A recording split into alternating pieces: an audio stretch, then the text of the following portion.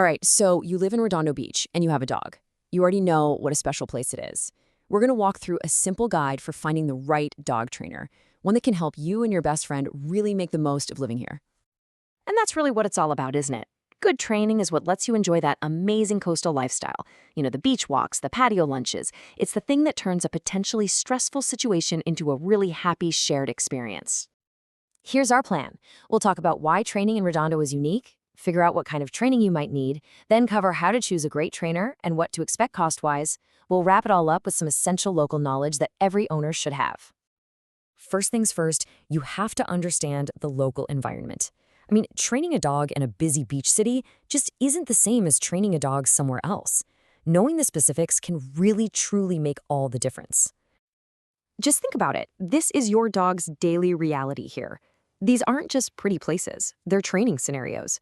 A well-behaved dog can handle the bike zipping by on the Strand, can chill out at a cafe, and can walk through the crowds at King Harbor without getting totally overwhelmed. This is what training for your actual life looks like. So now that we know the environment, what's next? Well, it's about figuring out the right kind of training for your dog and for you. It depends on their age, their specific behaviors, and what you're hoping to achieve together. Let's look at the two main options. In-home training is perfect for tackling those problems that, happen at home, like your dog losing its mind when the doorbell rings or barking so much that the neighbors are starting to notice. On the other hand, group classes are fantastic for learning how to focus with other dogs and people around, which is the skill you absolutely need for any busy park or cafe. Okay, so you know what you need. Now, how do you find the right person for the job?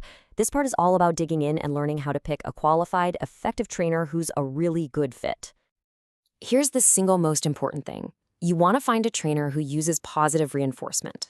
All that means is they reward the behavior they want to see with a treat or praise instead of punishing what they don't.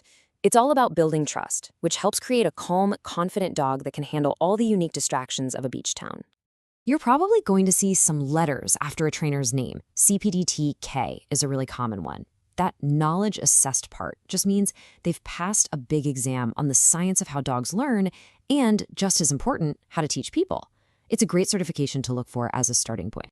Now, what if you're dealing with something more serious? Maybe some deep-seated fear, or your dog gets really reactive or has some bad separation anxiety? That's when you want to look for this certification. A CBC-C-KA has advanced training specifically for those more complex behavior problems. So when you reach out to a potential trainer, have this list ready. You definitely want to ask about their methods. You're listening for positive reinforcement. Ask them how they'll tailor a plan for your dog and your specific goals here in Redondo. And understanding how you'll track progress and what you need to practice between sessions, that's absolutely crucial for success. All right, let's talk about the budget. It's just smart to have a realistic idea of what professional training costs in our area so you can plan for it. Just to give you a quick benchmark, a single private lesson, which is often done in your home, will probably fall somewhere in this range. Of course, that can vary based on the trainer's experience and what you're working on. And here's a look at the bigger picture. As you can see, costs really vary depending on what you choose. Group classes are usually the most affordable way to get started with basic skills. But if you have a specific issue at home, an in-home package is a much more focused investment. And those intensive board and train programs, they're for major behavioral work. It's really about matching the cost to the result you need.